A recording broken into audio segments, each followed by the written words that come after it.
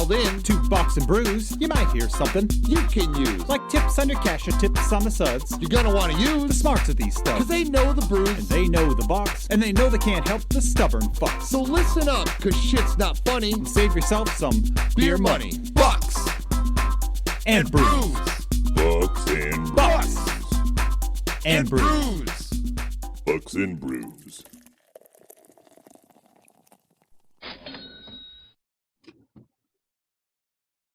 Welcome back to Bucks and Brews. Nick, it's been a long time. Yes, it feels like 48 hours. It's been about 48 hours.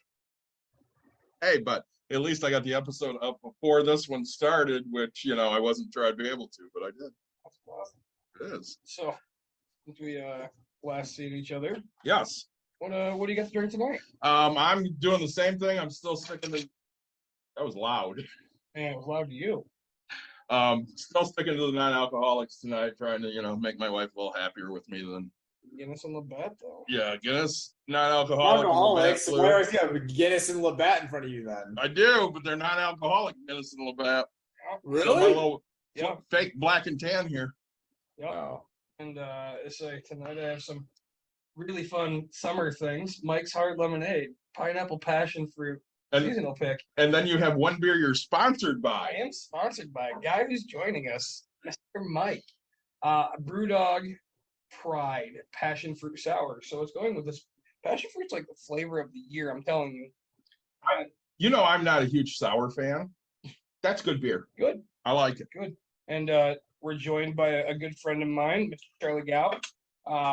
Charlie's a real estate investor. He's a dad, a very good friend of mine.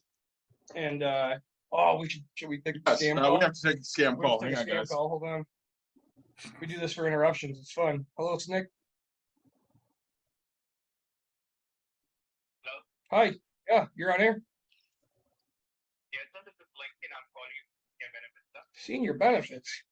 Lincoln, hey, can you say hi to all of our fans that are listening to us? I'm sorry. Sorry, I'm recording you just so that way all of our fans can hear what's going on here. So just letting you know that we're on a big radio conference. I'm confused, sir, regarding what? Oh, you're confused? Sorry, let me try this again. You're talking to me while I'm talking to a big fan base on national radio. And so we're just interviewing you here. Do you have a couple minutes? Technically, we're worldwide. We are worldwide. Worldwide. Is that? To be honest, But are you I was prestige on the worldwide? I'm trying to do my job, so that's the reason. Oh, well, here, we're trying to do our job. So tell me a little bit about yourself. Where are you from? So everybody can have a nice day. Oh, that was boring. He didn't want to talk to us. That sucks. Oh, You should have asked him to make his pitch online. He could have gotten all these people. Could have gotten all these people. That pitch can go on forever. You're right, it could. Senior benefits. What are you getting calls for senior benefits for? Well, when you're my age, you get those He calls. is all the time. retired. Right. Yeah. Say, When you're Nick's age, you put your daughter on the phone who's not yet 7 years old, and she tells them she's 68. So, sorry. Back to Charlie. Charlie, go ahead and tell us a little bit about yourself and maybe a little bit about what you do. Yeah, so I've been living in Grand Rapids since 2008. Prior to that, I kind of lived all over the country and the world for about a decade, but I'm originally from Michigan. Kind of a long story short, my dad was my first exposure into real estate. He was kind of the do-it-all landlord, handled the service calls, handled the payments, pretty much, bookkeeper, or whatever you could think of, he did that. And then essentially he took a job as a handyman with this woman, and what happened was over the next 30 years, he made himself so irreplaceable to her as her handyman that she sold off her entire commercial portfolio. And so how I came into play is I was doing a lot of the translating for my dad because he couldn't speak English. So a lot of legal documents I was reviewing when I was 10, 11, 13 years old. And then on top of that, I was doing a lot of the clean outs, a lot of commercial roofing, a building, every child labor law you could think of, I pretty much broke. Yeah, it's So, you're working for yourself. It's okay. Yeah, so basically, after I got exposed to that, the first thing I did when I graduated from high school is I wanted to get as far away from real estate as possible because I was like, real estate sucks. I don't want to see our toilet with, poop in it again, our dumpster. And then I was in the corporate world, W2. I worked for multiple Fortune 500 companies, did really well there. Worked in strength and conditioning, also worked in commercial lending. And I did well in all those industries, but I kept coming to the conclusion is that I'm making a lot of people money and I'm still working super hard. So if I'm going to work that hard for somebody else, I might as well work that hard for myself. And so that's kind of how I got to where I am at now. Sure. And then now, so your dad was a handyman and he made himself irreplaceable. Did he transfer out of being a handyman, or did he stay that way the whole time? So oddly enough, this exact same thing almost happened to me when I was in college. But one of the chefs at one of the restaurants that the woman owned, he basically no-showed. And my dad was like, "Yeah, I can cook." And she's like, "You always say you can do everything. Are you sure you can cook?" And he was like, "Well, I'm the only person you got." So, so basically, he took over. And long story short, she basically was like, "Oh, you do know how to cook?" And she's like, "Well, I still need you as a maintenance guy." And my dad was like, "Well, why don't I do both?" So, one of the things I would say is that it's definitely shaped how I act. Not see my dad very much, but my dad was a classic work 80, 90 hours a week. You work until you die type of guy. It was bittersweet in the sense that, I got into financial freedom much faster, but I will tell you that I didn't get to see my dad a lot when I was younger. And oddly enough, now that we're talking about him, he's actually moving back with me next month in from assisted living facility. So it'll be my turn to take care of him. Sure. No, that's great.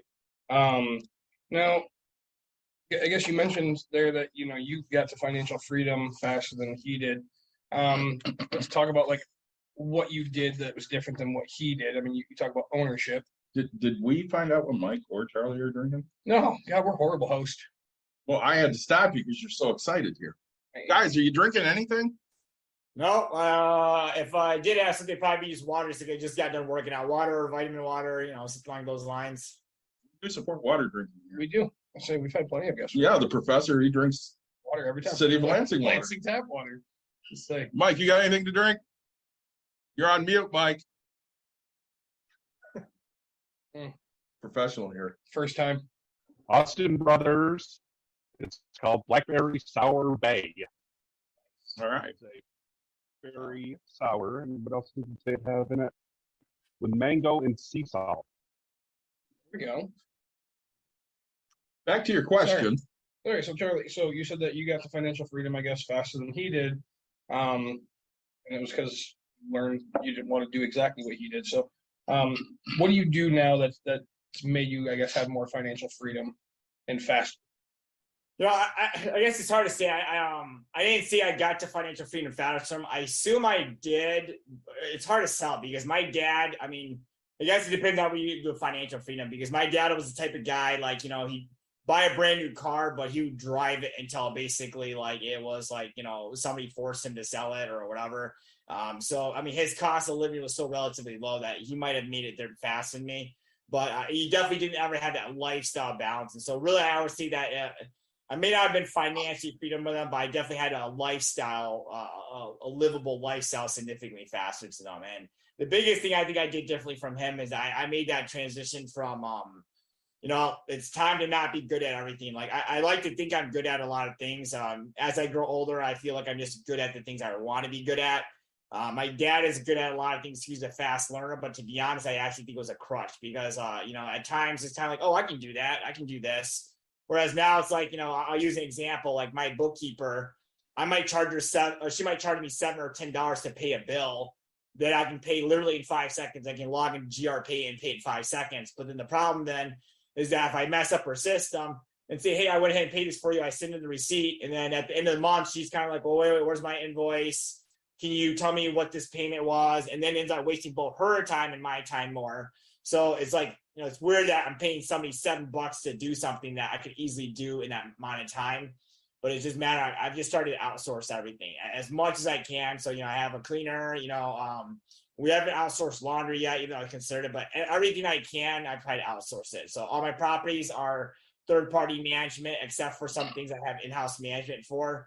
But I really just try to get as many things as possible. And then another rule I kind of have too as well is that I used to have tools for everything. Like I had a towel saw, I had like with sander and everything. If the tool breaks, I just basically hire somebody out to do it. So like 2 days ago, I had a shut off valve in my bathroom. I easily could have fixed it, but my wife was already on top of it where she just called a plumber, got a $90 bill. I could have done it myself probably in 5 or 10 minutes, but you guys know how it is. Sometimes it is a really easy fix. And then sometimes after you've gone to your 5th trip to Home Depot, you're like, what the F? I should have just hired somebody else to do it. So it's definitely been hard letting go of that, but I'm just trying to get as much stuff outsourced to other people as possible so I can just focus on, my core values and what I want to do most. No, that's great. I mean, I'm dealing with that right now, a personal struggle, because, like you said, you could fix it in quick time, but then, the other times it'll take you however long. We talked about I was on vacation and I got a bill for $100-something for an aerator, right? Like you can unscrew that thing and turn it in and it's a $3 part. And like, I was so mad about the $100-something. And then right now I'm working on a flip where we've dumped 120 yards of trash. And before I came here, I was like, all right, if I just do a little bit every day, I mean, even if I pick up 10 things, like it's gonna help. And I should just pay the $300. I can get somebody to go clean the rest of it up. But we talk about time value of money a lot on this because, especially as we all get older, you figure, you know what? It's worth it to me just to pay to have this done, and I don't have to deal with it. I can go do something else. Yeah. Well, that's, like, yeah, I used to have so there was a specific city, I'm not going to say names or that, but in the Kent County area, there is a specific city I hated working with, and I used to basically use their dumpsters, even though I just go out of my way, I had a place with a ton of trash. I'm going to dump my stuff in their dumpsters. I used to just do that kind of cheap stuff where I'm like, oh, I'm saving $30 here and there. I know I'm saving that $300 dumpster. And I used to dump stuff in their dumpster, things like that, just because I was just F you guys screwed us on so many occasions, I had one house where the city basically failed to fix the storm sewer infrastructure. And so our basement flooded because they basically knew a storm sewer were failing. And they're basically like, oh, sorry. I'm like, sorry, well, you guys got to fix my basement because I just finished it and you guys basically ruined it. They didn't do anything about it. So, but yeah, I mean, I run into that obstacle all the time, especially with tenants. Sometimes you do things in principle that's like, should I just pay this tenant off and make the problem go away? Or should I basically make sure that they're punished? Because I don't want to reward a tenant for being a bad tenant. And also, I don't want other landlords to have to experience this horrible tenant too as well. So, it's a daily struggle, but it gets easier, and then obviously, I try to align my schedule with basically how I align my values as well. Well, it's, I'm dealing with that a lot. I do property management, as we talk about a lot. Tenants or landlords will ask me, hey, should we just pay to let them go? And it's a quick option, but I always just say no. You know what, you've already put me through all of this. Right now, I want the full eviction. I want you to have that there because the same, I don't want that to go to the next person because that next person could be me. And they're going to come find me, who's this guy who's, if I do a background check and do all that, it's not going to show up. So, I try to set up the next person for success, not just myself. We have a tenant right now who they put their money into escrow and, now all of a sudden everything's fixed and it's been 3 months, let's say, and they're refusing to pay 2 of the months because they don't feel they should. That's not how it works. We fixed it, everything's ready. We're gonna take this, the owner's like, it's fine, just give it to him, let him get out, let him do this. And I was like, oh, let's go to court. My $40 filing fee is well worth it. So now, so you talk about some of your rentals, and I know you're in other fields of real estate. So you're an agent as well. And then you own some other commercial space, I guess. Can you talk about that a little bit? Yeah, so the people are always asking these numbers, and quite frankly, I don't keep track of it to the how many units I have, because the common thing I see is people, you ask how many units, they're like, oh, I got 1,500 units, but it's really I have 1% of 1,500 units. So if you ask me kind of how many units I have, I mean, that number is in the, over 1,000 units, but then, there's a lot of units I only have anywhere from 1 to 10% of too as well. So, because I have a lot of passive investments too, I'm technically owner of. But the two numbers I am pretty consistent on is I own just under 300,000 square feet of industrial and self-storage. And then I own 29 multifamily, small multifamily or single family units that I'm a 100% owner of. And then after that, it gets really hazy where I'll have, 50% deals, 25% deals, 1% deals, royalty deals, quite a few different deals like that. So, Sure. No, I guess, the storage unit side. How did you get into storage unit? What do you like about it? And, because I'm a residential guy, kind of how you started. What made you go that direction?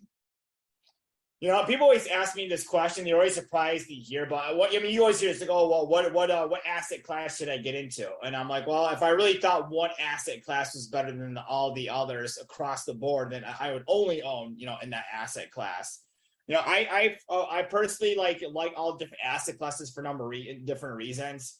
Self-storage, one of the reasons why I like self-storage is because it's the only asset class I can build and have instant equity. If I build industrial warehousing, if I build multifamily, I'm pretty much underwater the second I finish building. And most of the time I need a subsidy or I need a grant or something to make those numbers work.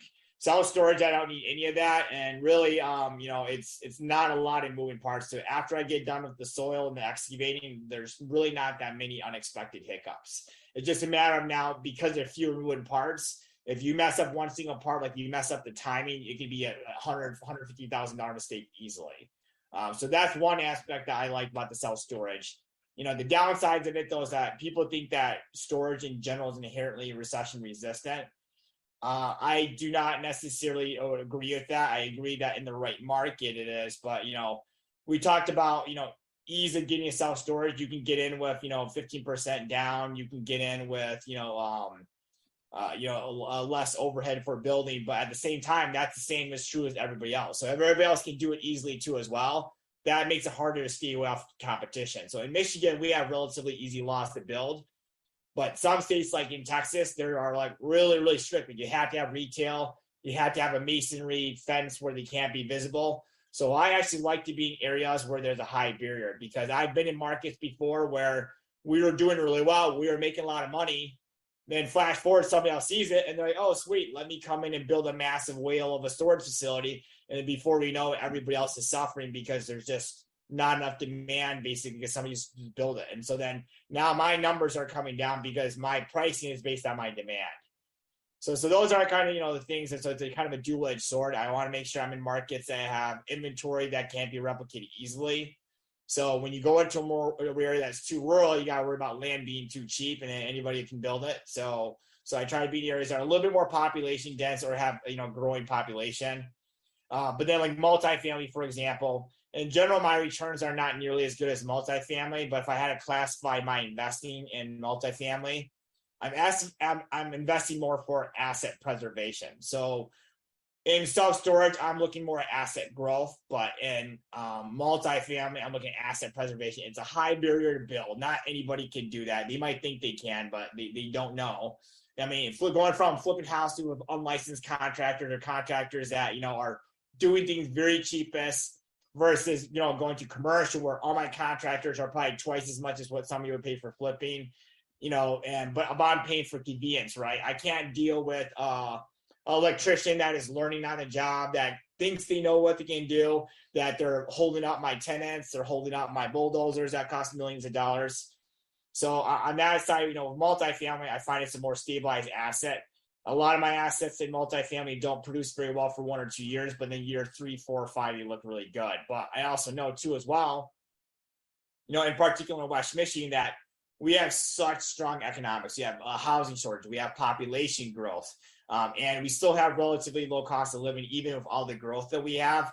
So even though I might on paper have a lower return, like, I might only get 6%, I'm fine with that. But I reasonably know that even in a downturn in the economy, I likely will still get 6%. And more than likely, if the economy is hot, it's going to outperform that.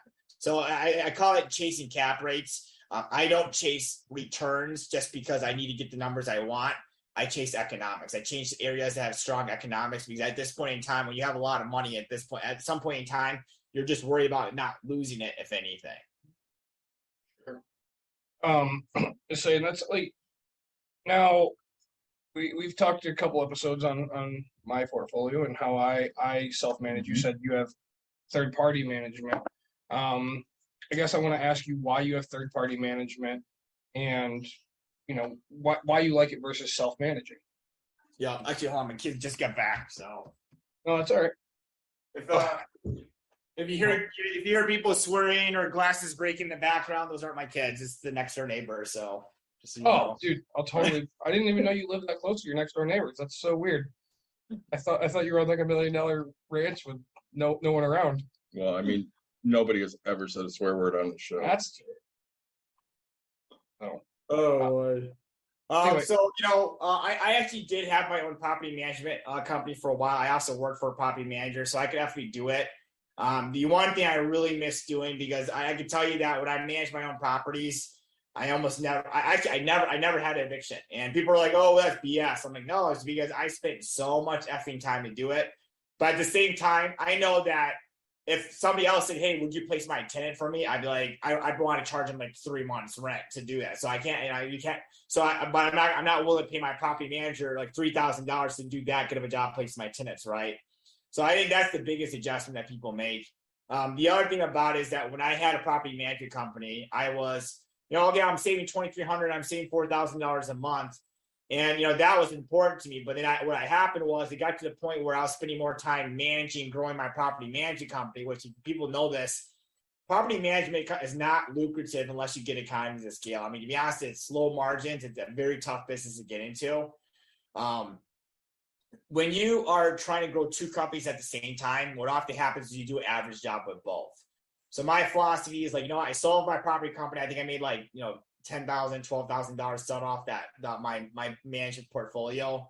And then essentially I basically just focused on growth. And the second I did that, I basically tripled my multifamily portfolio basically over the course of like a year and a half. And so for that reason, that was why I wanted to do it, because I wanted to focus on income growth, not cutting expenses. I wanted to have that abundance mindset. Now, at some point in time, if I have 300 units in Kent County, Michigan, because I have a lot of units kind of spaced out, I probably will then at that point bring property management house, but I won't be building it out in house. I probably will just buy somebody else's property management company. And then that's how I'll get my economies of scale, is that we won't focus on acquisition at that point. We're just going to focus on efficiency of let's just manage our properties in-house because we have so many of them. So that would be my strategy down the road. Because I have a lot of holdings in West Michigan, though, a lot of my investing has gone out of state, though, more recently. Well, and Charlie brings up a good point. I mean, if you're trying to work on 2 businesses that are taking a lot of time, you can't ever devote enough attention to either one of them. Sure. I heard a great quote from a famous person. He once said, "Never half-ass 2 things, whole-ass 1 thing." Ron Swanson. That's correct. Who said that? Ron Swanson. Oh, Ron Swanson. Yeah, I'm sick. Parks and Rec.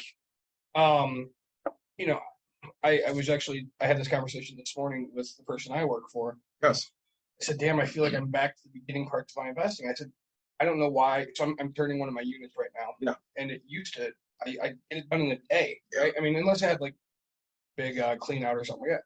But I was like, man, I used to be able to get this done in a day. And then I realized, like, I worked from 3 a.m. to 1 p.m., then worked from 1 until 10 o'clock at night or 9 o'clock at night. Like, and so, like, last night, I finished my job at 5, was there by 5:30, and then Emerson and Courtney, like, left. We had to leave at 9:30. And it was like, oh, I really only put, like, a half a day in. Yeah. And I got the one room painted and the hallway, and, like, she cleaned some walls and stuff. But, like, I didn't devote a full, like, day to it. So that's why I was like, all right, I guess if I look at it, it's only one more day and I'll be done. So it's hard to do 2 things at once, man. Plus I have, a couple flips going.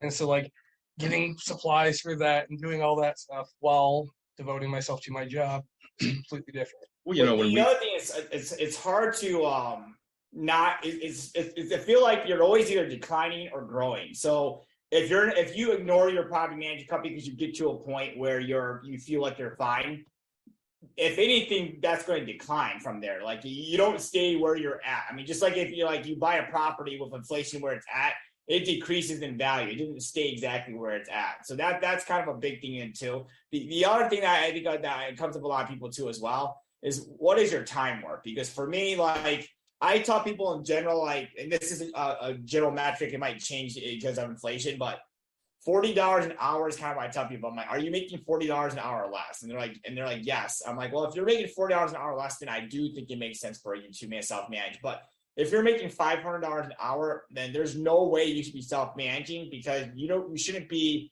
going to a house to basically flip a breaker. That's not worth your time at that point in time. So ideally, the goal is you make your time worth so much money that is, even though property management is expensive or more expensive than you like, it's not even a question of whether you do it or not because it just makes more sense than you doing it yourself.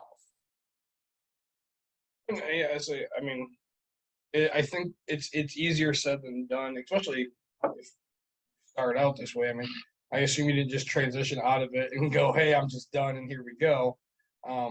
You know, you built and then started a property management company, and then decided, "All right, hey, I'm going to go back to growth," and then the growth happens. You know, I'm at that exact point where, all right, I'm hiring out. I mean, this flip, I guess I'm the material buyer, right? Like, Yeah. which sounds really weird.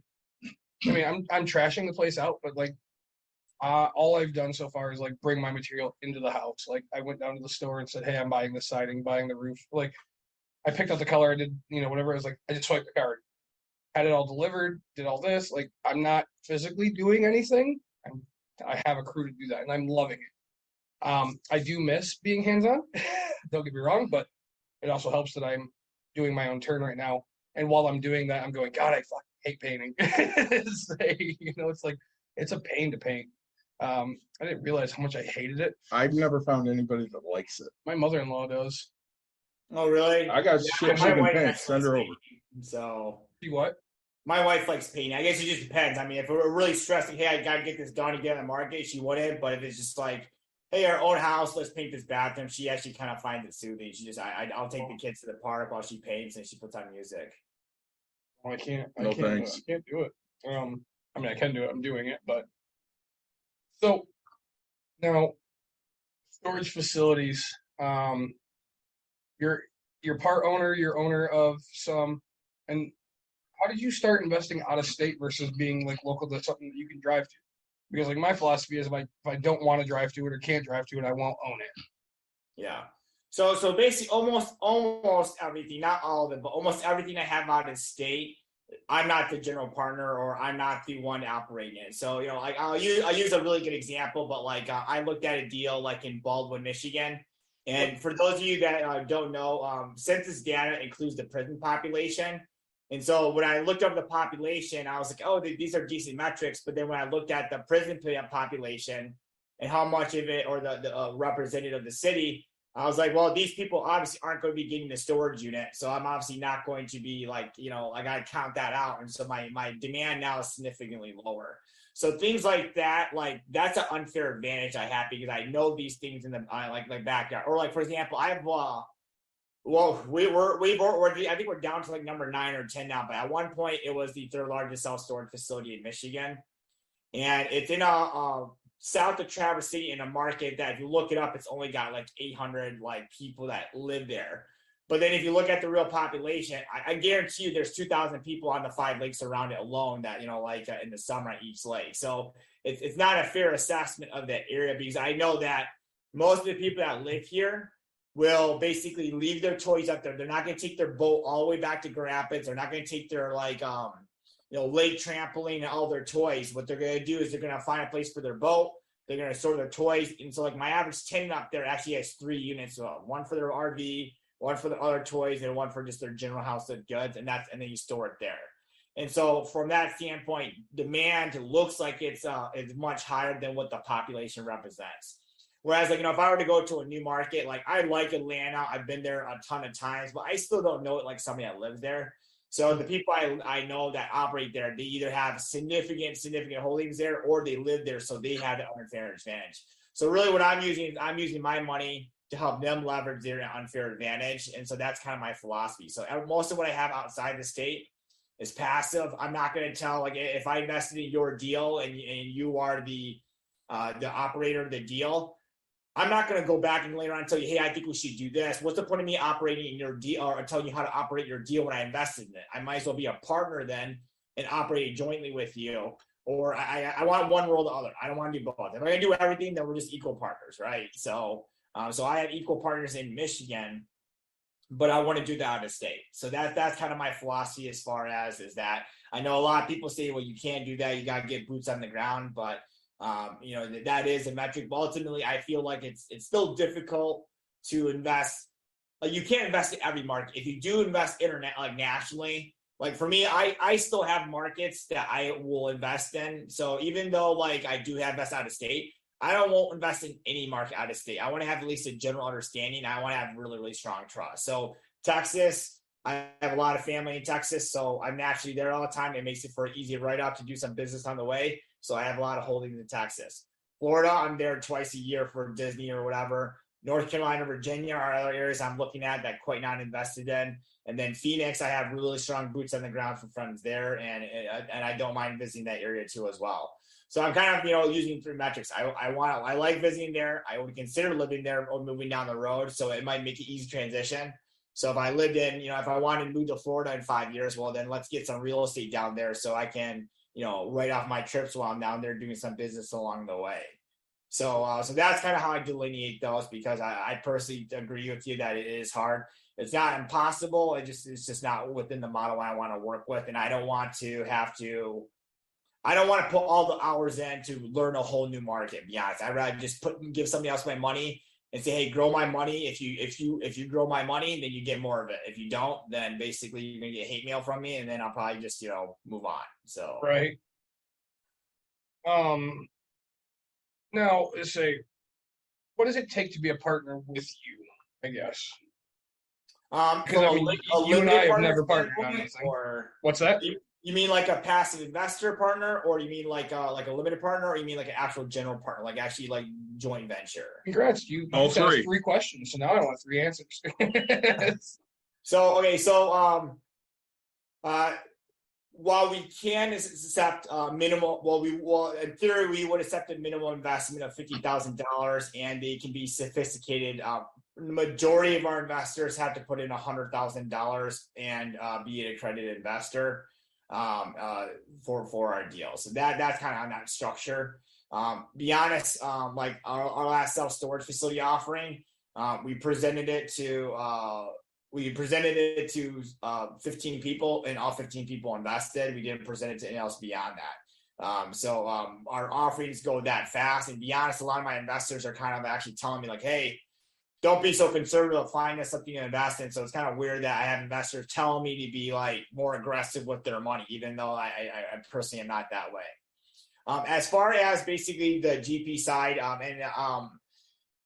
so I recently was with a private equity group, and we were basically discussing my compensation when I joined the equity group. I ended up leaving that group for a number of reasons, partly because I just wanted to make sure I was completely there for my dad. But I was very clear about what I value each position in the company. And so basically I said, Giannis, most people don't feel this way, but the person bringing the money that's raising funds from investors, to be honest, I think that's easy. I can do that. I know a lot of people can do that. So if I were to value my company, I maybe give somebody 10% of my company just to do that role. The person actually finding the deal, sourcing it off market, that's the lion's share of the deal. That and also underwriting the deal. Those are my 2 big things. Whoever knows has the knowledge and to do that, I would give basically 60% of my company to do something like that, because that's how I value them personally. Now, I've been with companies before or people where they have no access to money. They have plenty of access to basically off-market deals. And so they have more value for the money because it's what they want to have. And so what I try to do is I try to find balances where I can meet that person's needs, and we can both come to agreement on where we're at. So if you think that if you have high value for raising money, and that's what I'm going to do, then great. We're probably going to align because I want lots of equity, right? But if you basically don't have high value for raising money, and I see like, well, you don't have the capability, then obviously we're not going to make good partners because we don't value what each other does for the company properly, right? The other thing I see a lot, I see this happen way too often. People bring partners into a deal that are going to do the exact same thing as them. Like I had a deal where they basically brought 3 licensed builders on the deal. And we're not going to have 3 guys basically doing this deal. Only one of these guys are doing it. So why are we having 3 guys basically watering down everybody's equity to do that? And if really then they're like, oh, well, they're bringing equity. Well, they're bringing equity, then that's what we're doing the investors for. So I really try to make sure that each person has a distinct role and we're not repeating that role, because I don't like to give up equity. Like for me, I've long said this, that I'd rather have 100% of $10 million than basically 10% of $100 million. Which I mean, I can't brag and say, hey, I have 5,000 units, but I can say I own 100% of 100 units, which is still worth a lot of money. So I'm not big on, having to say I have these big numbers. I really don't care about that. Really what I care about is basically how much time I spend on my family and my health, and how much really I'm actually going into my pocket. So for that reason too, as well, I also don't have to do a lot of deals. Like with this private equity group, we were doing like 5 deals a month, like $15-20 million. And it's kind of like, I could just do like 3 deals, $5 to $6 million a piece. But if I have 25 or 50% equity, that's worth my time, right? I mean, I'm making $1 million to $3 million a deal versus making $300,000 because they got 3% of this deal. So sure. And I think that's one thing that you and I both are on the same page of is, like ever since you've known me, I've been very much more about my family than I have about my business, in a sense. Like, have a business, it grows. And people go, oh, how come we don't do more? It's because I'd rather be with my family. I'd rather enjoy my time with my family. And okay, right now I'm actually killing it. I'm not afraid to admit that. But it's because it kind of fell into my lap in a sense of like, I have a contractor that I trust, they kick ass. Like, I don't have to babysit up. Like, as much as I do, finding a contractor, they walk off or do whatever, and then you have to find the next one. Like, it's been very fortunate that like this right here is just going the way it's supposed to. How can we not keep any more holds? And it's like, I don't know, like, because I've for some reason found deals that I can make that are going to be good flips, right? Like, the only reason I'm doing it. But I always buy them to where my other exit strategy is that I can hold them. So I still won't do flips in areas that I won't invest in. So, and I think that's awesome, like, because it's hard to find people that, you and I both know investors that, I mean, that's all they do is their business. They never see their family. No. Yeah, I mean, I was interviewing for a number of private equity groups because, there is a vanity component. Like, I mean, like I will not lie that I own a very nice, and I mean, honestly, maybe not very nice, but I own a nice industrial complex in Grand Rapids in a very high traffic area. And I'm not gonna lie, I enjoy basically driving by it with my kids when I take them to soccer practice. Like, hey, we own that. Like, so from that standpoint, like there is a vanity component. So, I mean, I do like, saying like, hey, I own the 3rd largest self-storage facility, so there is a ring to that. Just like, I used to be very low key about like, saying, hey, I'm a millionaire. But then it's got to the point where I'm like, listen, like, I don't want to feel ashamed of my accomplishments. Like, yeah, I'm not saying, hi, my name is Charles Kao, I'm a millionaire. But if somebody basically talks about like, oh, well, why do you think that this is the best way to go? I'm like, just from my experience, I've been successful. I've made millions of dollars of real estate. This is why, say, I'm not afraid to say that at that point, but now obviously there's a certain attitude that sometimes can come to perceive with being successful. So there's a humbleness you have to maintain. But, I just, people are worried too much about what other people are doing too often, and really automatically it does not matter at all. I mean, like my wife and I went through a really tough stretch where I thought we might get a divorce, and I can tell you that was a significant changer for me, because I was like, man, I'm so close to hitting all these financial goals I have, but then if I get there without my rocks, what the hell is the point, right? I mean, like, well, why are we even doing it at that point?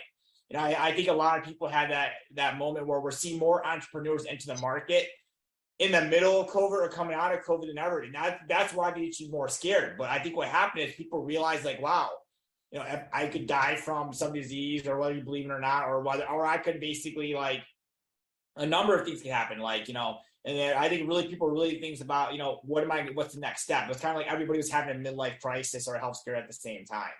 And so you're seeing that now, and more people are chasing their dreams. You know, one of my favorite movies is Up in the Air, and he basically, you guys know that movie with George Clooney? I don't think I've seen it. It's about this guy that basically he's got a traveling job where he literally is traveling like 361 days a year. He's got like 1 million miles or some crazy amount. And what he does is people hire him to go around the company to lay people off. And he basically goes in there and like lays 300 people off like in a private conference one by one, but tries to make it seem as humane as possible. And there's one scene in there where the guy's basically, he's talking to him. And he's like, hey, how much do they pay you? And he's like, what do you mean? He's like, how much do they pay you to give up your dream? And the guy's like, what do you mean? He's like, you have a French culinary minor, but your first job was in supply chain management. I'm pretty confident that's not what you wanted to do.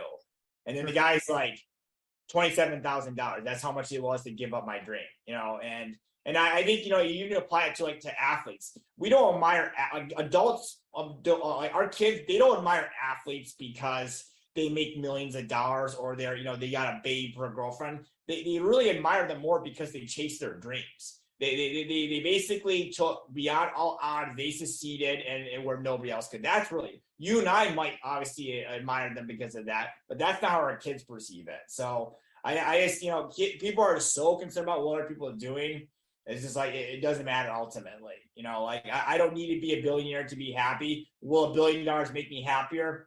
Maybe, you know, like because it wouldn't be because I can make that money. It's because of what I do for others with the philanthropy I could do.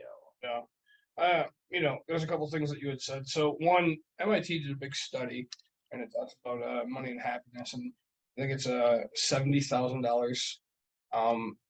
Once you make $70,000 a year, they don't find that anybody's any happier, no matter how high the amount of money is, versus the person that, you know, like if you make less than 70,000, the more you make to get to that, you're kind of happier as you make the money. And when you talk about telling people like money aspect, very hard because I don't tell too many of my friends, my family aspect of things of like what I have, what I own, how much I'm worth, and that. But like when I get around investors, I just assume everybody's at this level now, and like, you know, you can, you go to meetups or you used to say, you know, you get the guys that feel you out, right? Hey, how many units do you own? How many this? Like, man, like don't judge me on that. Like, judge me on my successes and what I've done. That, you know, as you said, you can say, hey, I own 1,000 units, and you own 1% of 1,000 units, right? Where if I own 10 and they're all successful, that's great. So I find it just sharing, you know, hey, I'm a millionaire. Like, no, I'm just letting you know I've done this damn job. Like, I'm good at it. Yeah. That's part of the thing too. I mean, when you know you're good at something, you don't necessarily have to go brag about what you're good at. You know, you and I found success in many different things, and we don't run around going, oh, I'm the best coach in the world, or I'm the best. No, you don't. I'm the best bowler in Grand Rapids or whatever. I mean, you know. Well, it's very, like, I mean, everybody, I mean, Charlie's like the biggest dick I know. Like, we go out bowling, right? And I shoot like a 279. Like, it's a really respectable game, right? He's just like, oh, cool. I was like, dude, I shot like 279. Like, you've been begging me to bowl. I shoot my lights out, and you just go, yeah, all right, cool. Like, come on, man. Well, you bowl that all the time, so. I don't though. Like, I mean, people. That's the problem. Is like perception, right? People think they bowl all the time, which, I mean, it's different because, like, sure, if I'm posting every other week that I'm shooting that, people think that's all the time. But to me, it's like it's every week, right? Where I should be doing it all the time on a constant basis, 100%.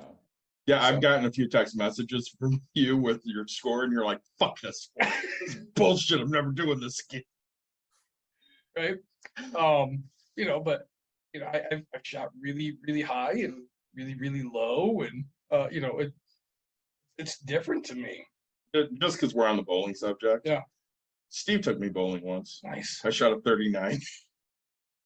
And my wife's favorite story is like one of our first dates. We go bowling, and I said, "Where are your bowling shoes?" Like, I don't have any, and I was like, "Who doesn't have bowling shoes?" Because like that's all I knew was bowling people. And then she bowled like really crappy. And I was like, I didn't know people could bowl that bad. Like, we'll be celebrating 12 years coming up on Sunday, so good for us.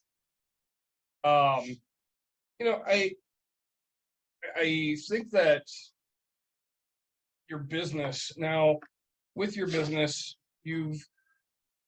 how do you scale? I guess like what do you do to scale? How are you growing your business to be the next big thing? And I'll follow that up with while you're scaling, what's your end goal that you're trying to catch? Yeah, so I mean, scaling is really all about basically, I mean, putting systems in place or getting, and it's either doing more or basically being more efficient. I mean, that's what it comes down to. You do more or you're more efficient.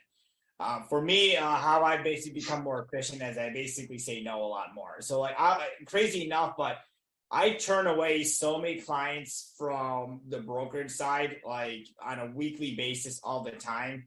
And the more I say no, the more people want to be my clients. I have people that actually will like say, well, what do I need to do to build up to be your client?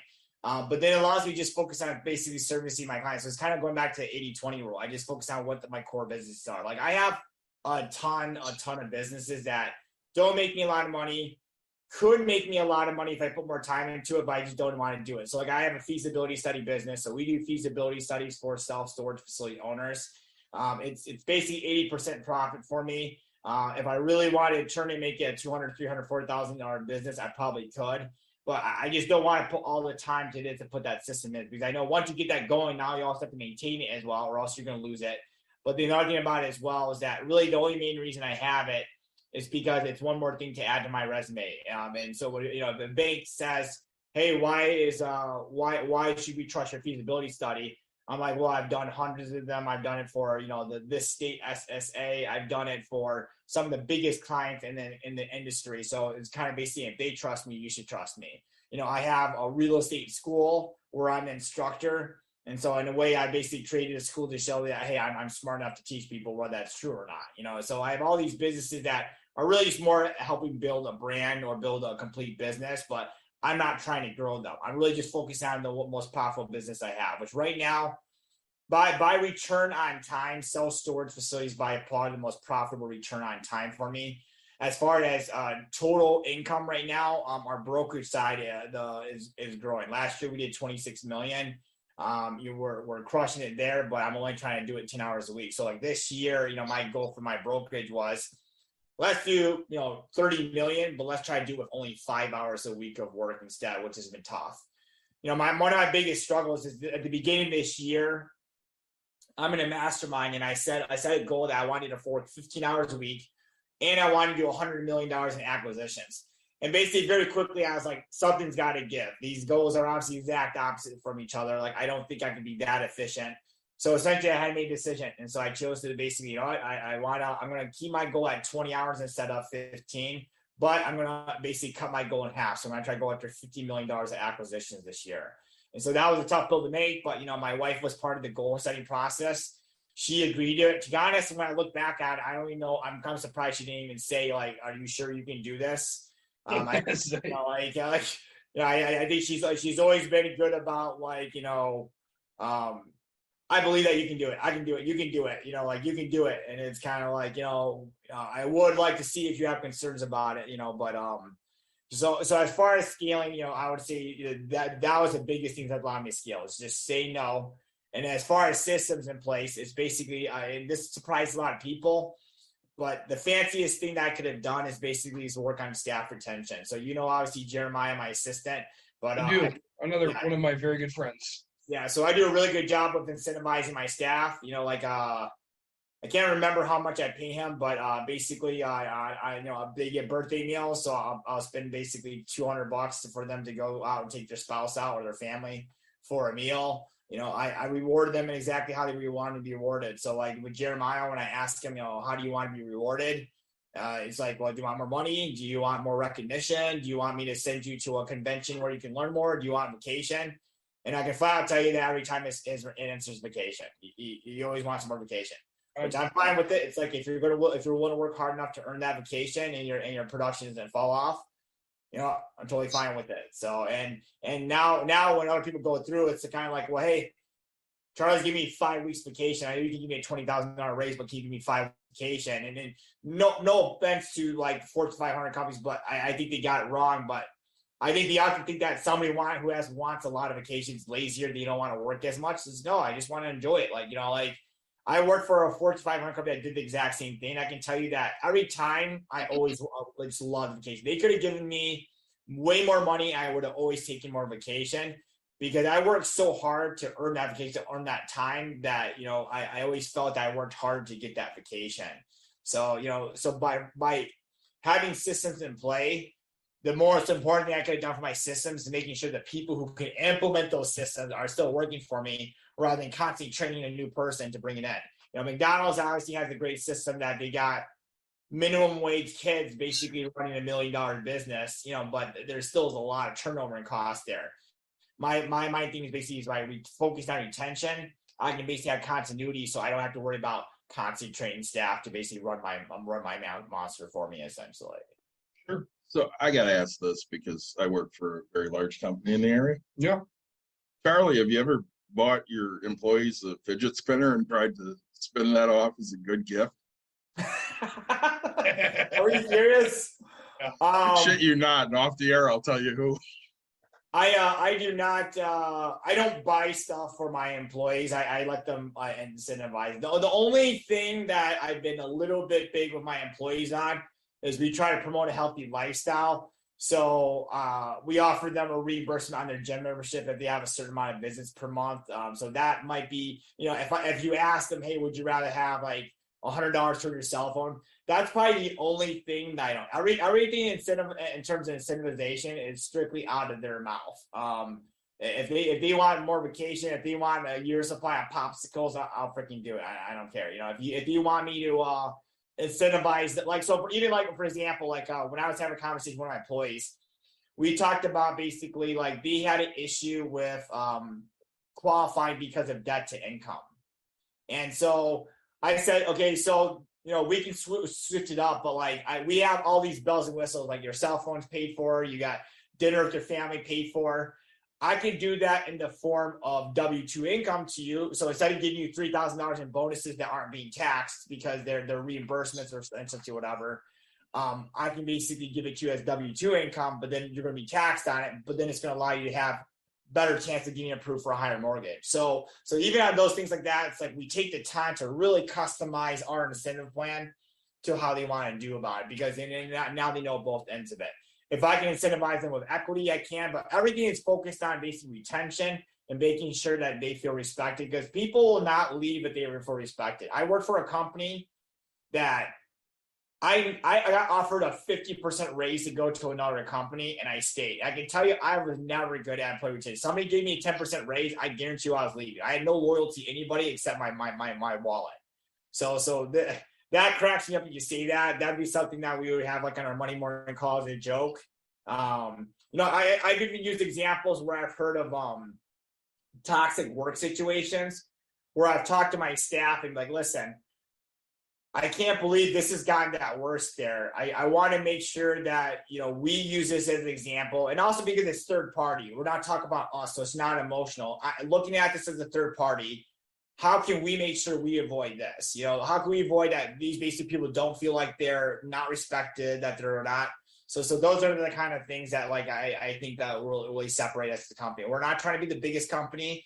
I'm not trying to focus on a winning culture, because all I hear when I hear winning culture is I want you to work longer hours than everybody else. If my competitors make 250 million, I don't care if I make 240 million. They could win. They could be number one the rest of my life. I could care less. I got what I want. That's all I'm focused on. Yeah. Well, see, and I know even here, we work really hard to pay a good wage. And again, Dawn asks, what do you want? And we try to tailor things in those ways. Well,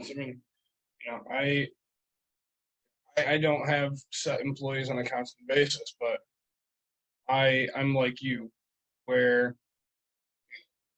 my contractor just the other day, he's like, hey, I gotta leave Tuesday. Tuesday night I won't be here Wednesday. I'll be back Thursday. Yeah, I don't care. You have to go take care of your life. Like, go do it, right? Mm-hmm. I'm not upset about it. Okay, hey, they had the contract. Like the other kid was on the roof, right? He's like, oh, you didn't bring lunch? I was like, nope.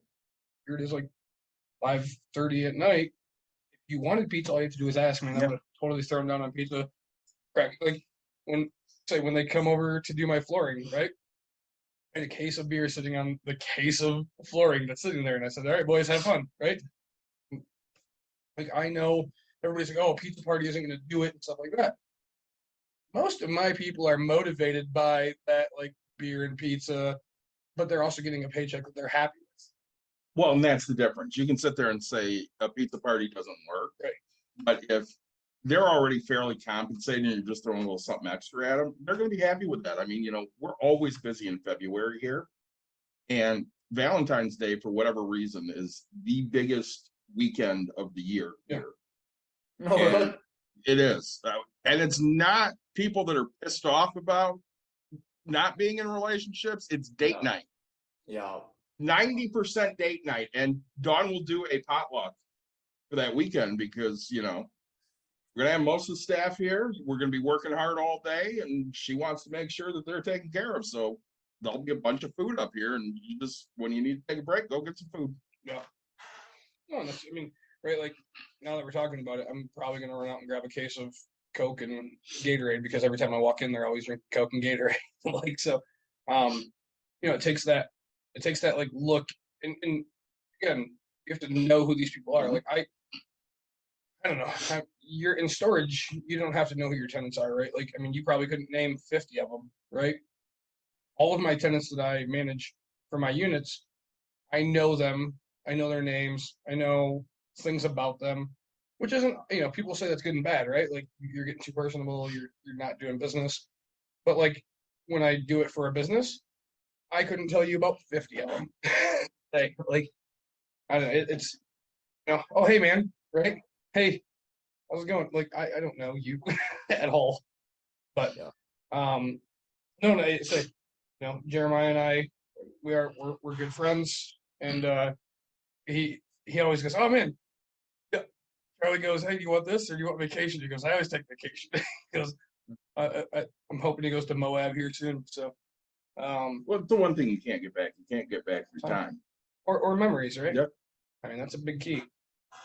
So, what is your next adventure that you're working on? And I guess you didn't also answer the end goal. So I want to get back to that. What are you doing this for?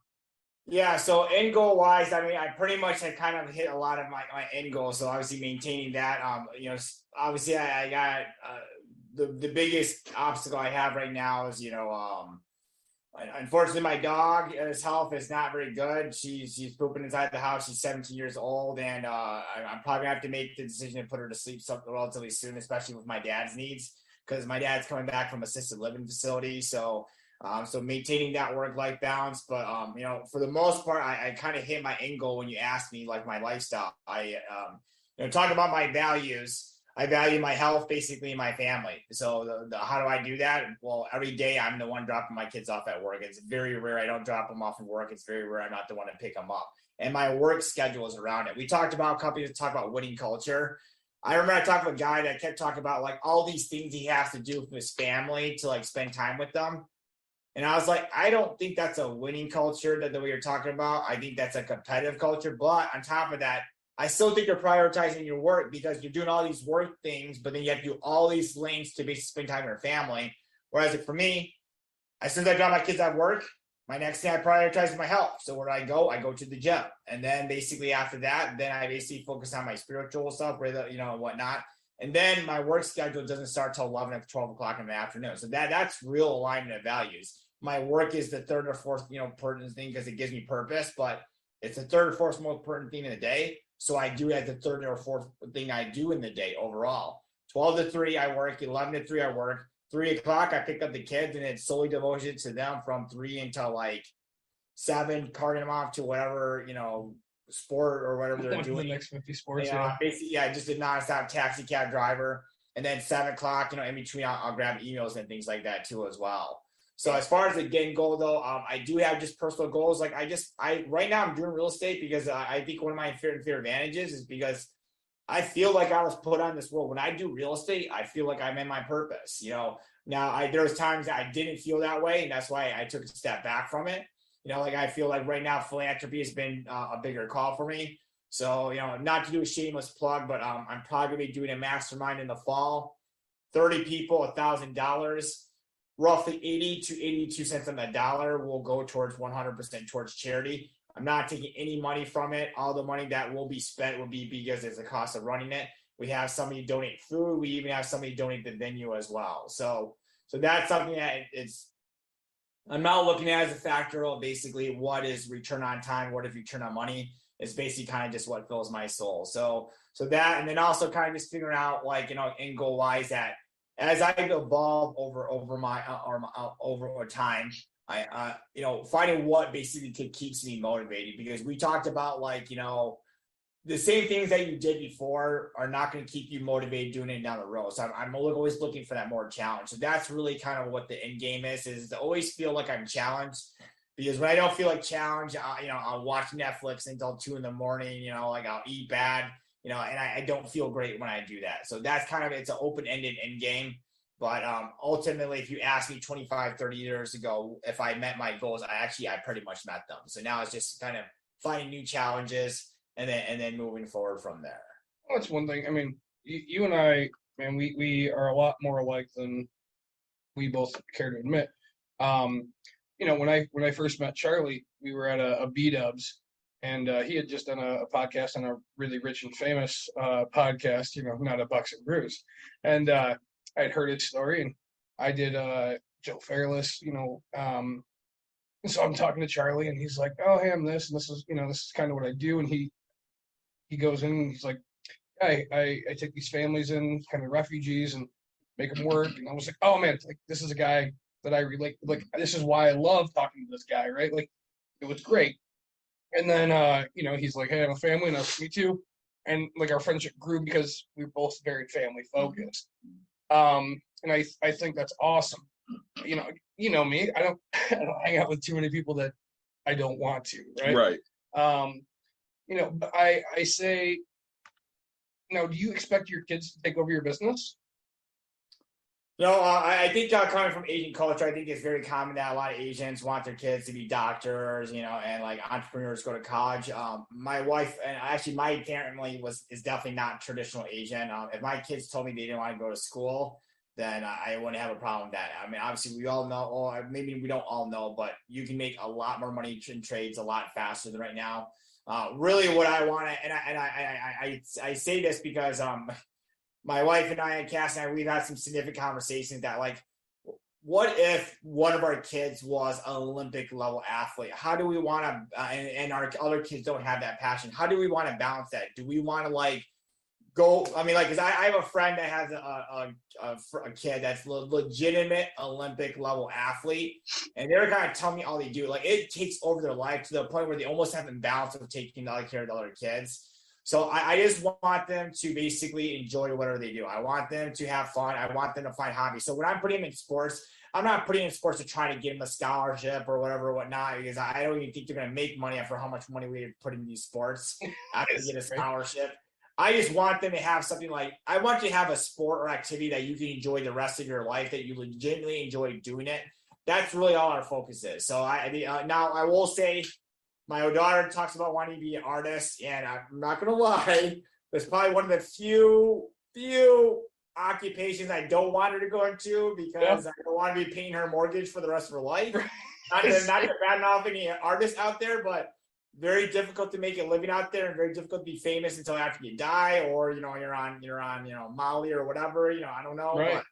But that would say that would be kind of a difficult pill for me as well. But in general, I just want them to enjoy whatever they do and find what their purpose is in life. If it's not to take over the business, there's definitely some bias to building something that they want to. I think one of them will.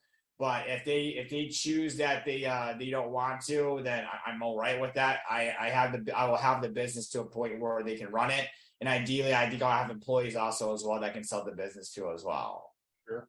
And I think that's it's funny because my wife says, "Oh, what if your daughter wants to be an artist?" And I'm like, she can figure out how to make money by herself. It's not that I won't support her. I'll buy her stuff, but I'm not gonna, she can live in the basement, but I'm telling her to get a real job. I was going to ask you if you let her live in the basement. It's tough, man. People ask Dawn all the time, doesn't Caitlin want to come work here? And Dawn's like, well, I haven't asked, because I mean, I own it. So if she wants to, I figure she'll say, hey, Mom, Right. give me a job. And I say, like, I struggle. You kind of hit it on the head. Like, you hit your goals really young, and that's what I found. And that's another excuse of why I haven't grown much faster, because like I hit all my goals. Like, had enough money to pay my basic bills. I have, and then it's like I have a struggle to get to that next level of like, what more do I need, right? Like, all right, now what can I do with that? It's like we started taking vacations, and it's like, holy shit, I love these, right? So now, like, all right, that's my goal. I want as much time off as I want, and that's how it took me a long time to realize. Like, it's written on the board behind us. I'm pointing. It says like, do whatever I want when I want to, and like, really, I just have an end goal of like that. Do whatever I want when I want. Nothing more, nothing less. Well, and again, I mean, we've had this conversation a lot of times. I'll quit a job if they don't give me the time I ask for. I mean, I have no problem telling them that. Hey, I'm going to be off from here to here. No questions asked. Yep. And if you say no, bye. Yep. Oh man, I was that way through all my jobs. Yeah, art to me is a very hard one too. Yeah, that's hard. I find that fun.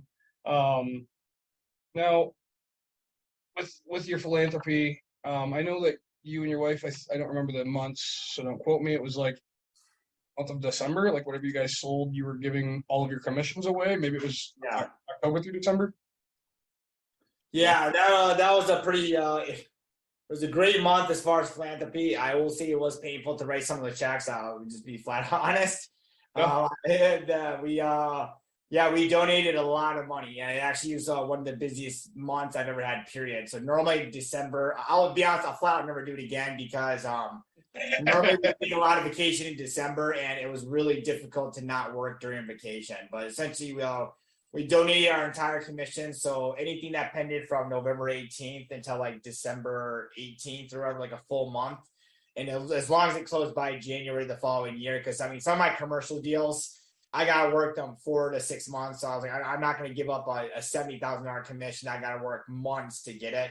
If it's like a smaller deal that can close fast, I'll be fine. Which luckily, honestly, we actually did bend the rules a tiny amount on 2 deals because we just wanted to get it out there. But I learned about a lot of great charities that way, and it was fun writing those checks. But that one though, the only thing I didn't like about that promotion was that it was all cash and I do no work. We didn't require. So I thought about maybe that if you're my client, I'll match, the commission's $10,000. I'll match dollar for dollar up to $10,000, but then I don't want to make them feel like they are guilted into it.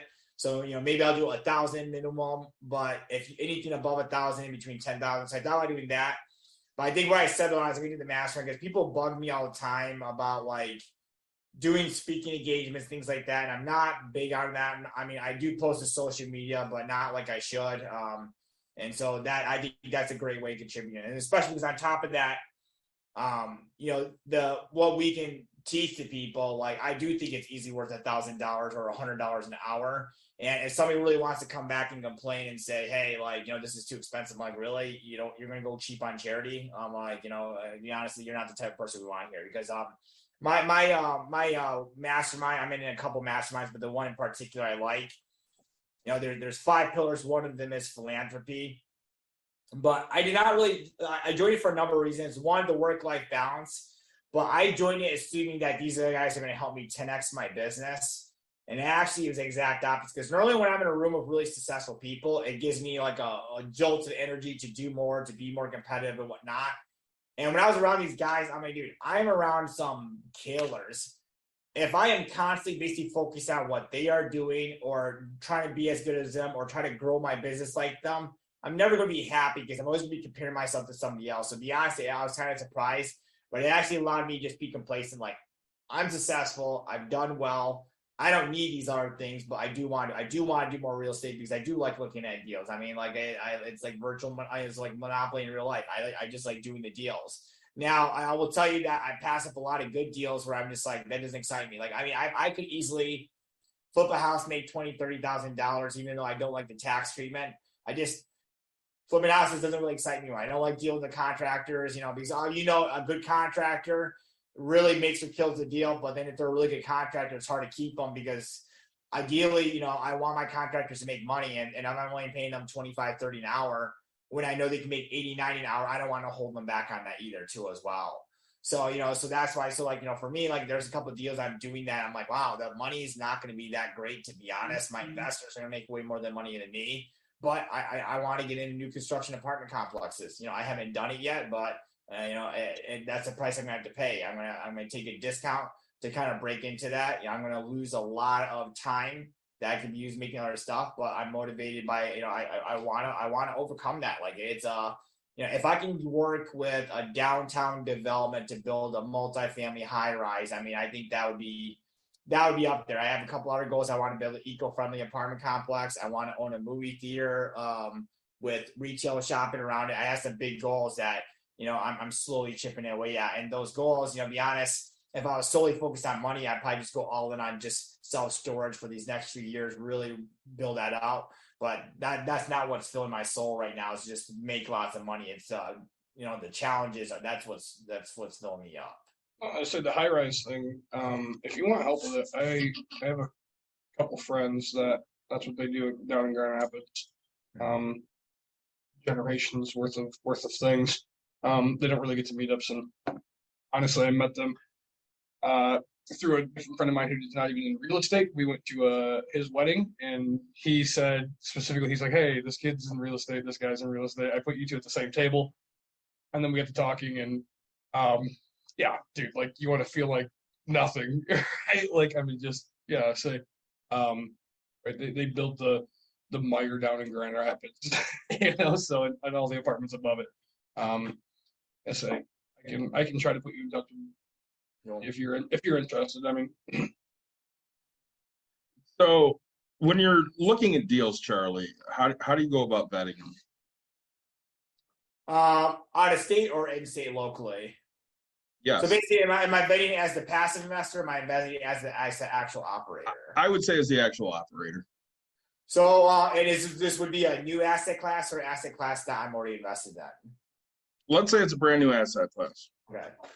So one of the benefits I've had is that being around my dad, we've had a variety of business. And so really what I'm looking for is this a systems business or is this more of a logistics business? So like, for example, like boat RV storage can be super, super profitable, but I can't just have anybody in there. I have to have a guy that knows how to basically like, trailer boats and RVs, basically getting in and out of a warehouse. And then also, what's difficult about it too as well is that when people park their boats and RVs, they have to figure out basically like how they're going to staff somebody, because it's really just 1 month of move-ins, super, super busy, 1 month of move out. So you got to pay somebody really, really well to work for that time frame.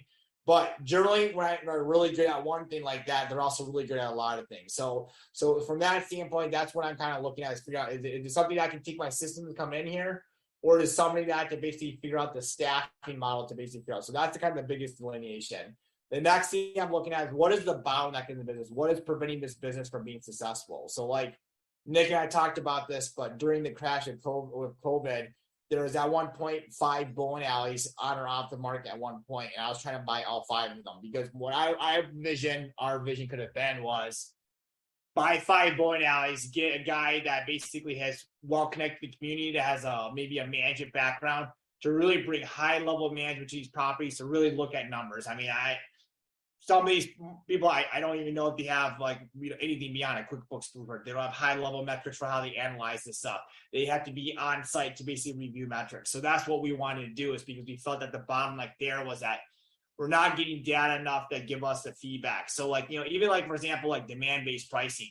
I've been in markets before where on a Saturday night, the pricing actually goes up like a stock ticker on what the wait list is like. So they will actually dwindle their wait list. So if they have our wait list, they jack the prices up, and then their wait list comes down to something actually more manageable. So that way they're maximizing their amount of return per hour. So those are really the 2 major things. So systems or logistics. Then secondly, where's the bottleneck? And then the third one is basically is my value at where I personally kind of want is, where's my secret sauce? Where am I bringing this deal that I can basically make this more advantageous to somebody else? And so sometimes I look at these deals, I'm like, I can make $90,000, $30,000 taking it to a client. that has their own in-house building construction management company. So like if I had a fire damage apartment complex, that's probably not within my wheelhouse to do as effectively as some of my clients. So let's make them a lot of money, and then they'll turn around and list it with me, make a lot of more money, and then they have more loyalty. So that's how I have clients that I do millions of dollars a year for us, because I made them, hundreds of thousands or millions of dollars over their lifetime. So that's basically the third step. And then the last step I look at is that if I was an investor on this, even if I'm the only person investing in it myself, or if I'm my investors, how would I pitch this to them from both a fundamental and economic perspective? The one thing I absolutely will never, ever break on any of them is that I have to be in markets that are strong. So population has to be, growth has to be good. It can't be flat. There has to, and I typically go after more middle income to higher class. I've done some low income. But really at this point in time, I'm just trying to lose money. I'm not trying to chase stuff that on paper looks like good return. So once I do all that, then that'll really give me a good idea of basically of whether the investment makes sense for myself or my investors. And so, sometimes I'll buy deals that may not look good on paper, but they meet my economic thresholds where I know I won't lose money, and that's fine. Other deals I look at, I'm looking at, I'm trying to think what I can disclose. I'm looking at a business right now where the largest competitor left the market, and that largest competitor was actually bigger than the next four biggest competitors involved. So we're trying to replace that big player that left the market. And so it's like, I don't know a lot about this business. I have some familiar with it as well, but I think there's an unfair advantage I have here because I have an ace in the hole that nobody else has, and I can leverage that. So those are all the kind of things I want to look for. Obviously, I want to look for, all the metrics like that everybody else does, but those are the kind of the distinguishing factors at my company at Twin Oaks Capital. So we're always looking for a secret sauce. My secret sauce in self-storage is that I seriously build them more efficient people. I'm hoping to be a speaker at ISS next year, specifically to talk about efficiencies in building, but I build them more efficient than everybody else. And then on top of that, I don't charge my investors. I do, but it's minimal. It's like 1/10 of what I could be charging. Now I charge them like $20,000 on a $2.5 million project or a $3 million project. So that really boosts their return. But I also do that because I get more equity. So my secret sauce is really coming down to I build it more efficient, and also my cost to build, because I'm not third partying out. I'm like $7 a square foot on each of those categories or those linemen alone. So nobody can build cheaper than me in West Michigan, to be honest.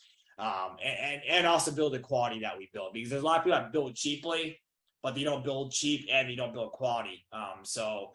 Or they're building quality, but then they're third party out to Copper Rock, Honor, these large construction companies. So that's kind of the breakdown as far as what distinguishes my company from everybody else's. What's your best advice you can give to somebody who wants to get into real estate investing? It's always the same: take action. So, but if you want a more unconventional response, I know a lot of people say take action. And this might rub some people the wrong way, but also I think it will tell people that who try to reach out to me, understand what people's time are worth. I had a mentor a while ago that flat out gave me probably one of the rudest responses, and I was kind of like, that guy is at D-back, but he flat out said, like, Charles, if you message me again one more time to ask me something you could look up on Google, I'm going to start politely ignoring you and not answering messages. And I was like, well, what do you mean? I was like, so you asked me a question that I can Google in 5 seconds. You might not be able to Google it in 5 seconds because you don't know how to do that, but you need to work on your Google skills, because what's happening is that you're valuing my time at what your time is worth. So yes, it might take you 2 hours to basically figure out how to basically find this online somewhere, and you're making $80 an hour. Well, problem is that, let's say I'm making $5,000 an hour and I can answer that question in 5 minutes. You've costed me basically 5 minutes of an $8,000 hour person's time. So I say that to people because people often oh, I want to help you or whatnot, but really they want to help to learn. And the second they've learned what they want, they move on. Like, I had a guy a while back that kept bugging me about, like, I want to take you out to lunch. I want to take you out. I'm like, no, dude, I don't want to drive a half hour for you to take me a meal. Then I'm sitting there eating a meal with you, and then I get a half hour back, and it's like, I can do a lot better things with 2 hours of time, just call me, like that's fine. And so finally I was like, listen, I just kind of threw this out there, but I think I just talked to you about this, but I was like, hey, we're going to go bowling. If you want to pay for my family to go bowling and then you can talk with me like in between shots, then go ahead. I mean, it's like what, a $60 tab, and he totally balked at it, acted like I basically was like, I'm like, yes, I was kind of testing him. But it's like, listen, like, I don't want to basically go out of my way because honestly, I try to help a lot of people. And one of my struggles early in my life was I was a guy that was always helping other people. And I get so frustrated because I'm like, they don't respect me because and all I do is helping people all the time. And you and I have talked about this, but we run a Facebook group with 2,500 members.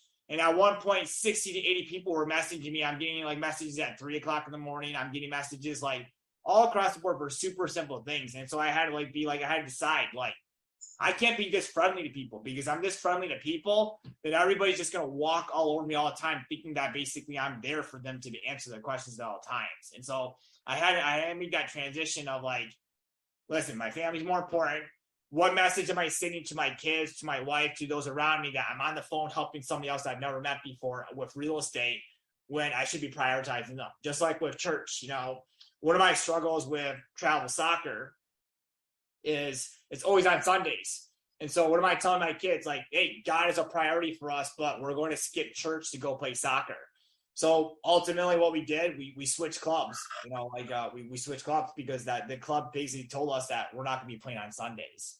So it all kind of goes back to, if you prioritize other people's time and people know you really realize their time, like I can tell you, Brandon Jonker, I don't know if you listen to this, but that kid always provides more value to me. But like, I'll post like, hey, does somebody want to help me move this, whatever? He's like on the phone immediately. He's like spying on me, and he never calls me up for help. But I would help that kid anytime because he never does anything specifically just to get something back. Most of these people are like, I'll do this if you do this. And it's like, well, I don't want to be basically held. I don't want to be held accountable because you bought me lunch. So I have to basically give you an hour of your time. But ultimately, I know he respects my time. I have other clients. Like I have another client that is a first-time home buyer trying to buy a house for under $150,000 in Grand Rapids.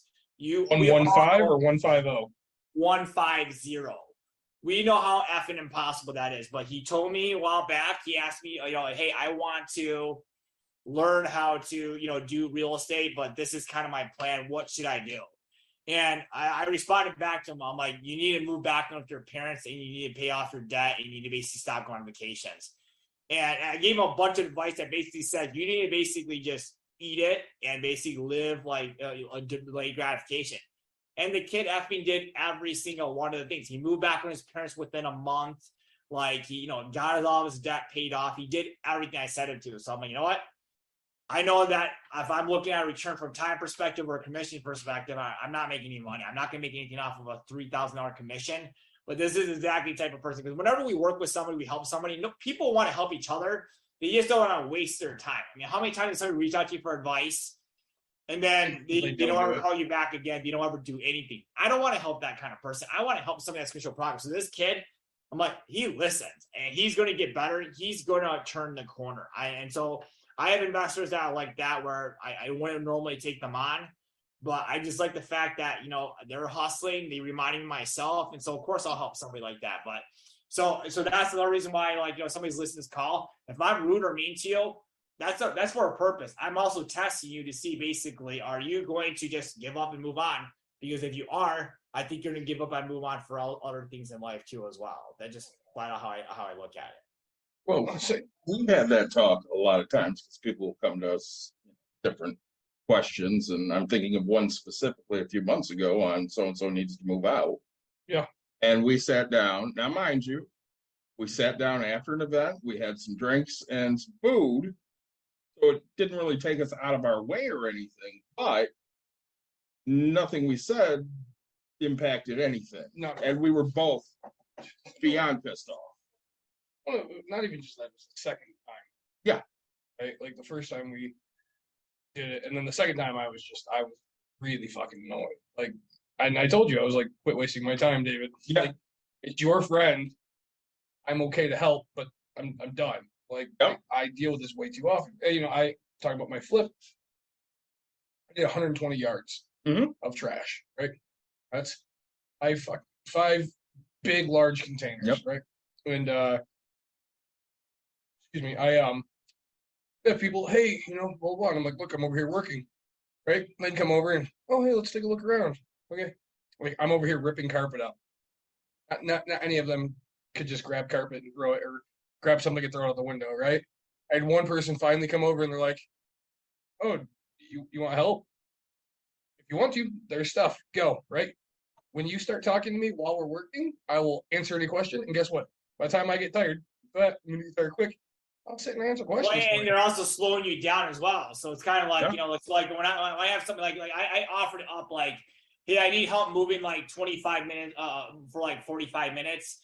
You know, obviously you help me. I'll use the 20 minutes saved to answer whatever questions you want because you're saving me time because that's what's important to me, you know, right? Like I have people reach out to me all the time that's like I have people all the time that reach out to me because they want to learn more about self-storage and the offer up like you know, and there's a difference between assuming and offering it up, but they're assuming that I want 1,000 more social media followers. I really don't want 1,000 more social media followers. Now, if you offer me 1,000 accredited investors that are going to invest, then yeah, that's one thing. But they're offering me up so it has no value to me at all. You know, or somebody's like, you know, like, oh, I'm offering you a free meal. Honestly, dude, like I don't Pay want for my free own food. meal. You know, like Yes. I like my wife's a great cook. I'm a good cook. I don't want a free meal. So don't offer me up what or basically return to me exactly if you're listening to me what I want, you know. And that's the difficult thing is that, you know, people are being so say no, they're following all these courses out there telling me to do this and that, but you know, we all know this, but the best salespeople we've ever dealt with, they're always very personable and they always listen to what we have to say, and people obviously are not practicing that, you know, they're too busy practicing what they learned elsewhere when you need to just practice what you can do with learning from the, you know, one person just told you. So And it's nothing against people, but like Mhm. I'll get people all the time, hey, I'd like to take you to lunch, right? And like lunch usually isn't good for me, right? Like you want me? My daughter goes to bed at 8:30. Let's grab beer, right? And you're going to a bar around the corner from my house, and we will sit there, like, and you're picking up the tab. Okay, what time's that? Like 8:30, 9 o'clock. Well, you know, I got this, and all right, cool. Like that's fine. I didn't need this, right? Like you're the one that said you wanted it, and you know, I'm not out to give everybody the time that they want. Mhm. I'm out to give them my time when I want to, right? I'll go to meetups, and I find myself going. You know, you had asked the question a long time ago, right? Like, do you get any benefit from going to meetups? And yes, like I build relationships. It doesn't come today, but it'll come years from now, or it'll come like in a long time, right? Another one of our friends asked the same thing. He doesn't go to meetups, and he's like, yeah. And I'm like, look, and then all of a sudden, kind of things came around. You're like, oh man, relationship building. You know, you need to do that. You got to do it with the right people, and you have to do it with the right people. So like, I quit doing. I'm your own assistant, Jeremiah. Like, called me out. We're at like another meetup. You always get these new people that ask a million questions. You sit and give them all your time. You never ask for anything, and I'm like, yeah, that's true. He goes, you have to start asking for stuff. So like now, like my goal when I first get there is like, this is what I want. Who do you know that does this, right? Like people like, hey, what do you do? And I was like, what do you want? That guy doesn't. Go. Like I'm not your guy, right? Like nothing against you. We're not going to help each other out, and maybe down the line, now that you know I'm an investor, help each other out. But otherwise, really, I'm looking for this person. That's it. well, I mean, like somebody gives you, like, let's say that somebody asks for a lunch appointment with me. I just told you I only work from like 11 to 3 or 12 to 3. So I do 2-hour lunch appointment. You literally ate half of my workday with that lunch appointment. So, Yeah. or I got to basically give up picking up my kids from school or dropping them off, or I have to basically give up my, you know, like going to the gym. So no offense, but like nobody that just inching my life is more important than those 3 things to me. So I just don't look at it that way. So I it's really rare for me to get a lunch appointment with somebody. Now if I see somebody that is doing something where I see that they're hustling and I want to help them out, if I see somebody that's been like, you know, really involved in philanthropy, you know, those things I will like, you know, like one of my contractors just flat out says, hey, I want to get out of general contracting. I want to basically start a bread and breakfast. So, we had a conversation about that, and I don't know what will come with it. I don't know if he'll get out of it, but it obviously doesn't benefit me for him to basically quit because I've been using him, for a long time now. But ultimately, I know that he knows I have it in play. And also the other thing too, as well, we talk about always listening to what motivates people. Like, people are used to contractors saying pay me cash, but in the commercial world, what is really, really big distinguisher that will get you favor, and even if we're using some of these really large construction companies, is I people a lot of times in 5 days. And most of the time, a lot of these bigger companies, they're paying them in 30 days, 60 days, even 90 days. So my contractors don't have to float money in between. And so for that right there, I've been able to build rapport with people incredibly quickly just by paying them fast. It's like, that's the easiest thing in the world. I just got to pay you on time. It's kind of weird that that's even an issue, but it's common. And that's it's very common. That's one of my biggest struggles with my business versus the business I work for, right? The business I work for pays people on 30-day notes. I am a same day, if not next day kind of a guy. Yeah. Right. But it's also why my people, when I call them, Nick, I'll be right there. And when they get there, if I'm not in town, they get paid when I get back to them. Or if I'm in town, I'm the guy with a beer bottle in hand going, thanks so much for making this happen, man. Hey, I didn't have cash because it's 9:00 at night. Let me write you that check. Hey, thanks, right? Like, and the office, the office I work for is like, oh, we got to stop doing this. And I get that it's hard, it's a struggle, but like, they don't understand retention of people, because guess what? If they know that you're collectible, they're going to come do work because they'll do a job for somebody. They'll be like, nah, growing up, I had a guy who's like, oh, I own places out of the area. My people will drop everything and come to my place. And I'm like, yeah, everybody stuff like that. And he goes, no, I pay them, and I pay them on the spot. Now you can do it with Venmo and stuff like that. He goes, and I, like, literally right then, like, he goes, they will come because I say, hey, I need it, and they're guaranteed money right then.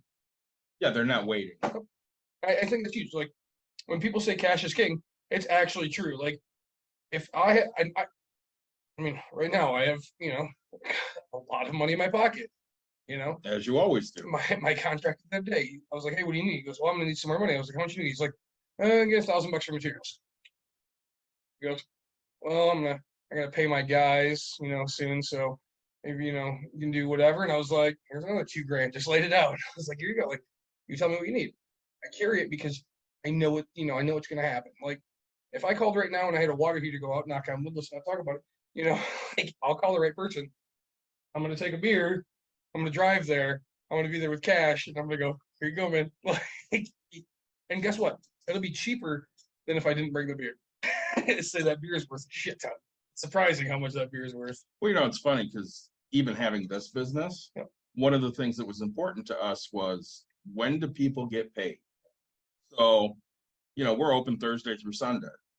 Whatever you work Thursday through Sunday, you get paid Monday. Yeah. Oh, shoot. Every week. Yep. Do they have to come in and get it? No, direct deposit. Oh, perfect. So at worst, you have it Tuesday morning. But I know with me, I get paid every 2 weeks. Yeah. I get paid every 2 weeks. Yeah, I don't like, even when I did do flips, I don't typically get paid the contractors immediately. I just tell them Friday. Like, every Friday I'm making my rounds, you're getting paid then. But I always tell them, like, do not send me an invoice for stuff you haven't done yet, because if you start doing that, then if I'm out of town, then I'm not gonna like pay you. Like, my contractors are consistently good about that. Yeah, if you send me a photo, then I trust it. But then you have some contractors, that like, they'll send you a photo and then you get there and you're kind of like, oh wow, there's a lot of details off, and then you're trying to get them to do that too as well. So, that's another reason why I kind of got out of the flips, is because the level of contractor you work with is completely different. And don't get me wrong, my contractor's not the richest person. They're not, but like, they need money to get by. So like, currently how it's working is, I'll be honest, I just dropped $9,000 on roofing and siding. Okay. But I went and purchased it, put it on my card, did whatever.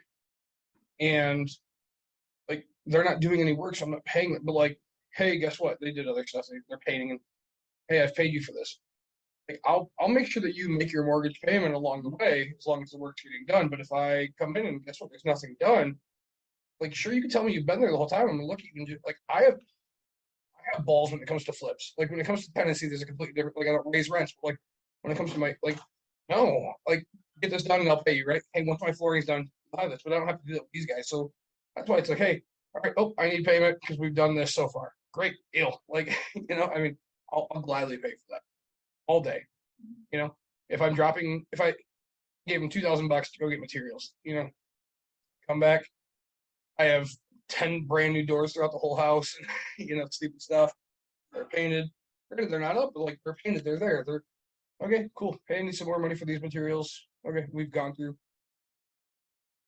20 gallons of paint so far because the walls are getting soaking them up and the ceilings are a bitch. But I pay. It's not like I'm paying for the full job. I'm paying along the way, and they're appreciative because they don't have to worry about their car payment. They don't have to worry about their house payment. They don't have to worry about anything. They're getting paid along the way, not like it's the end of the job. So, and I'm not doing 50-50.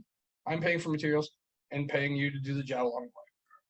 So, and it's working out really, really well right now. Well, that's important. Huge.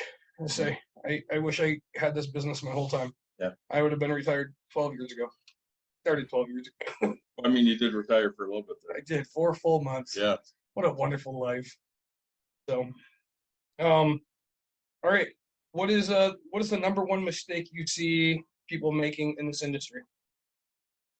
I think one, not taking action, and going back to two, like they keep looking at things from their perspective, especially when it comes to valuing it time. Like that example, I say valuing investors' time, valuing contractors' time. They keep looking at it as just what it's worth to them, but you got to really look at it from other people's perspective. So,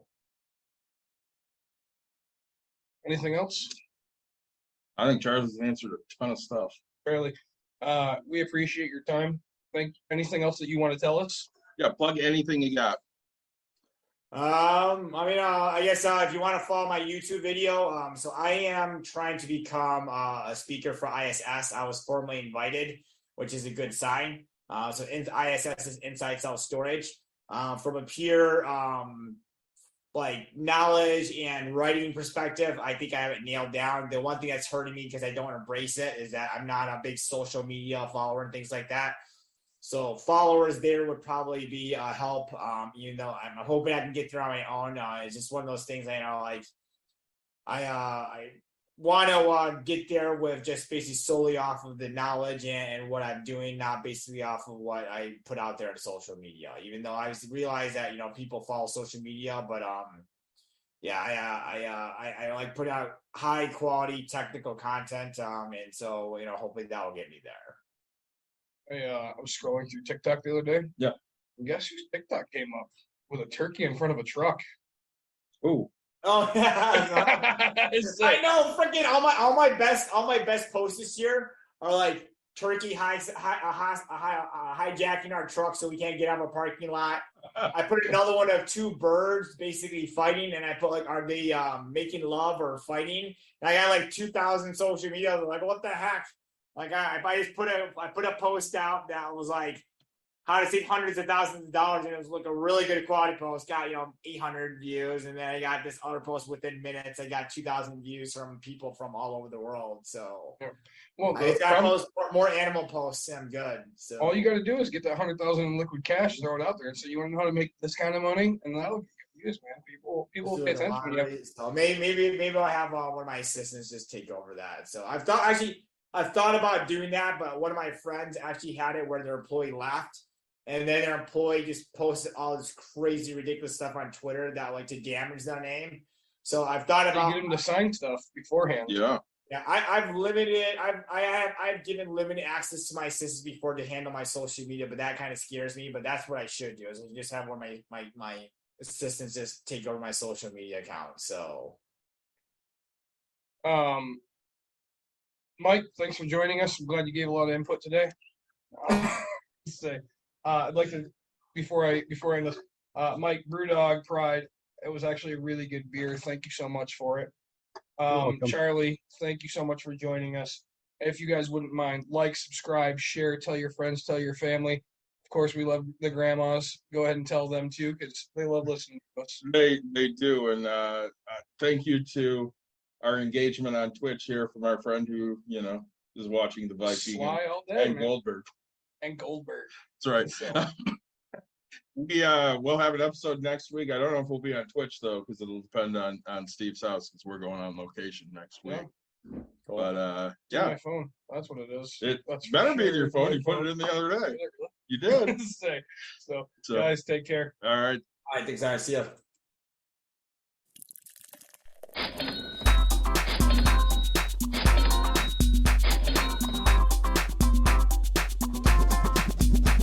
You've dialed in To Box and Brews, you might hear something you can use. like tips on your cash or tips on the suds. You're gonna want to The use smarts of these because stuff. they know the And brews. they know the box, and they know they can't help the stubborn fucks. So listen up, because shit's not funny. Save yourself some Beer money. Bucks. and brews. Bucks and Bucks brews. and brews. Bucks and brews.